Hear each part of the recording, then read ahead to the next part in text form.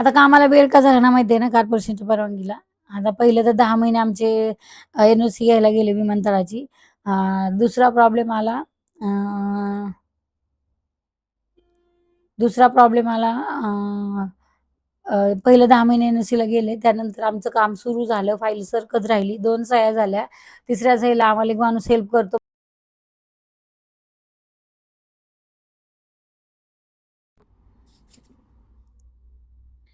रामकृष्ण हरी मंडळी.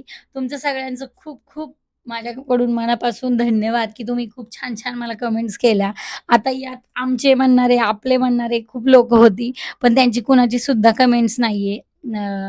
जेवढी वृत्ती वाईट आहे लोकांची. आपण रडलेलं खूप आवडतंय लोकांना हे कळते. व्हिडिओ सगळ्यांनी पाहिले असेल, पण मला फोन कोणी केला नाही. Okay, no problem. मी त्याच्यासाठी व्हिडिओ बनवतच नाही. हे माझं तुम्ही माझी फॅमिली आहात, जे बाहेरचे लोकं आहात ते. आणि खरंच भविष्यात जर घर झालं ना माझं, तर मी खरं शपथ घेऊन सांगते तुम्हाला सगळ्यांना इन्व्हिटेशन करील आणि माझा आनंद बघायला ना मी त्या लोकांना इन्व्हिटेशन कधीच देणार नाही, ज्यांनी बळं येतील आणि बळं-बळच ते हळदी-कुंकू लावलेले आहेर भंगार-भंगार साड्या, भंगार-भंगार ते कपडे घेऊन येतील. त्या डाउन मार्केट लोकांना मला बोलवायचंच नाहीये आणि काही येतील तर सडेल तोंडाने येतील दलिंदर. त्यांना पण मला बोलवायचं नाही. पण तुम्हाला मी नक्की तोपर्यंत माझी फॅमिली खूप मोठी होईल. मला ह्याचा म्हणजे शाश्वती आहे. मला ह्याची खात्री आहे, की माझी तोपर्यंत Instaची आणि माझी ही जी फॅमिली आहे YouTubeची खूप मोठी होईल. मग त्यावेळेला तुम्ही येताल ना? येताल ना तर अशी कमेंट करा बरं. खूप छान म्हणजे खूप छान-छान कमेंट्स होत्या कालच्या मला. आणि बघूयात अजून तर म्हणजे तो दिवस मला आठवला म्हणून वाईट वाटलं मला. आणि म्हणजे जे 26 आहे हे संपायला अगदी थोडेसे दिवस राहिले 4 महिने राहिले. त्यात काय चमत्कार आता मी अपेक्षा सोडल्या. आता चमत्कार होणार नाही.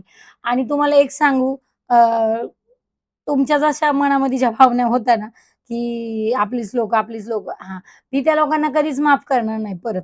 म्हणजे ज्यांनी मला ह्याच्यामध्ये अ, म्हणजे हे जे झालंय ना सगळं त्या लोकांना मी कधीच माफ करणार नाही. नाहीच करणार. माझ्या आणि एक म्हणजे एक कमेंट आहे ताईची, की ताई तुम्ही नवऱ्याला भीत नाही का? तुम्हाला नवरा काही बोलत नाही का? कशाला तो बोलेल मला? काय संबंध त्याचा बोलायचा? मी काय वाईट बोलते का? जे काही खरं आहे तेच मी बोलते. काय संबंध आहे त्यांचा बोलायचा? आणि मी काही वाईट बोलतच नाहीये ना, जे खरं आहे ते मी तुम्हाला सांगितलंय, की मी नको म्हणत होते, घेऊच नका. आम्ही पहिलं बोपडीला राहत होतो ना, आपण रावेतला वगैरे छान-छान जागा घेऊ. पण त्यांनाच इकडे यायचं होतं. त्यांची खूप लोकं होती ना इकडं. यायचं होतं त्यांना इकडं. मग आले आणि आल्याच्या नंतर पडले तोंडावर.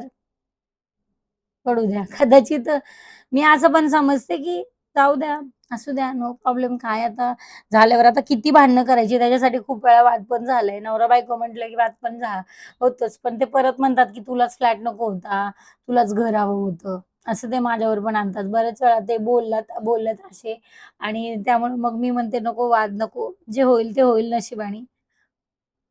माझं स्वप्न होतं ना, म्हणजे मलाच असं घर पाहिजे. त्यांना पण तेच पाहिजे होतं. पण आपलं बोलायचं म्हणून ब्लेम करतात मला. एकदाच केला होता गोव्याला आल्यावर. पण मी 8 दिवस बोलले नाही त्या माणसाबरोबर. मग काय सगळ्या अख्ख्या खानदानाचा उद्धार केला होता त्यांच्या. असो, होत राहतात त्या गोष्टी. पण एक गोष्ट सांगू, अजून तर आता मी आशा सोडली ते काम होईल म्हणून होणार नाही. आता यावर आम्हाला बुद्धी काय देतोय देव किंवा आम्ही किती वर्ष गोव्यात राहतोय. आता भरवसा तर माणसाच्या आयुष्याचा पण नाहीये. अ, उद्या राहतोय की जातोय आपण. अ, पण म्हणजे समजा उद्या इथलंच जर आवडलं, इथंच जर टिकलं, इथंच जर आमचं सगळ्याच गोष्टी मार्गी लागल्या, तर आम्ही इथं जर राहिलो आणि मग जर बुद्धी दिली देवाने, की इथं छान 2-3 गुंठे जागा घेऊन परत घर बांधायचं ठरवलं किंवा मग अशीच कुठली बांधलेली एखादी घर मिळालं, तरी पण ते आपण घेऊयात. ते भविष्यात होणार आहे, ते तुम्हाला कळेलच. मी तुम्हाला सांगेलच. पण पण आणि समजा तिकडचं झालं. तिकडचं आता मी आशा सोडली, होणार नाही ते. पण जर झालं तर झालं तर परत लोकं म्हणतील, की "लय बोंबलत होते आमच्या नावाने, लय बोंबलत होते आमच्या नावाने." पण मी बोंबलत होते ना, त्यामागं माझा जो काळ गेलाय ना, तो काळ बेंबीच्या देट्टापासून रडलेली आहे ना मी. जे लोकं बोलत होते ना, "होणारच नाही, होणारच नाही, होणारच नाही, होणारच नाही." त्यांना तर मी कधी विसरणारच नाही. आयुष्यात नाही, मरेपर्यंत विसरणार नाही. आणि बाकी तो बघतोय सगळं. बाकी तो सगळं बघतोय. माझा त्रास, माझा संघर्ष, माझं कष्ट आमच्या दोघांचं. म्हणजे मी काही एकटी नाही करत. आम्ही दोघं पण करतोय. आणि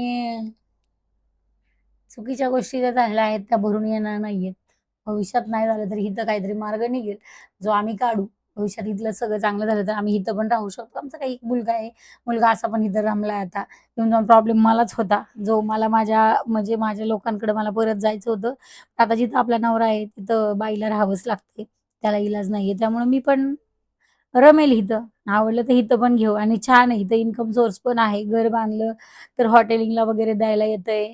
आता शेजारी बघा आमचा म्हणजे आमचा जो फ्लॅट आहे ना, आमचा 4थ्या मजल्यावर फ्लॅट आहे. बाकीचे जे इथं सगळे फ्लॅट्स आहेत ना, ते सगळे म्हणजे सगळे फुल फर्निश्ड आहे. त्यात सगळ्या गोष्टी आहेत आणि ते गोव्याला जी लोकं येतात ना, त्यांना ते लोकं देतात. म्हणजे बुकिंग वगैरे त्यांचं वेबसाईट वगैरे आहे. तिथं बुकिंगला देतात. 3,000 2,000 काय वेगवेगळे रेट आहेत. आणि मला त्यांनी सांगितलं, की तुमचे जर कोण गेस्ट असतील, तर तुम्ही कमी पैशात पण मी तुम्हाला द्यायला लावेन. कारण आता आमचं खाली पहिल्या मजल्यावर एक फ्लॅट आम्ही भाड्याने घेतलाय. आमचे जे कामाला मुलं आहेत त्यांच्यासाठी घेतलाय.